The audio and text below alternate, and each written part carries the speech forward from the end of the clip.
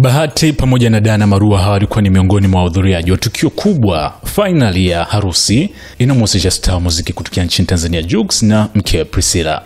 Ni mengi ambao walichukua nafasi na waliweza kutilia nakshi hasa kwa mwaliko ambao waliopata kutokea 254 nchini Kenya.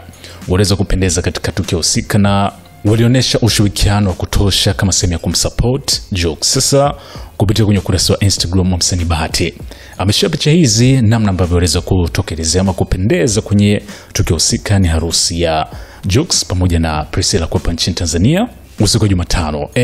Kwenye posti sasa akamsindikiza na caption isemayo: mpenzi wangu, mke wangu mpendwa Dana Marua, ninajua umekuwa ni muda mrefu tukisubiri harusi yetu. Mwaka ujao tutakuwa tukisherehekea miaka 10 ya kwa pamoja. Najua inaonekana kama ni muda mrefu, lakini usijali. Akaweka hashtag isemayo the Bahati's big day, itakuwa thamani ya kusubiri. JP 2025 wakimaanisha sasa hii harusi ya Jux na Priscilla ilikuwa somo la jinsi mwanaume anavyopaswa kuweka viwango kwa anayempenda. Kijana wa Kiafrika ametuheshimisha Afrika Mashariki. Hongera sana kaka yangu. Juma Jux akamemtag na mrembo it's Priscilla.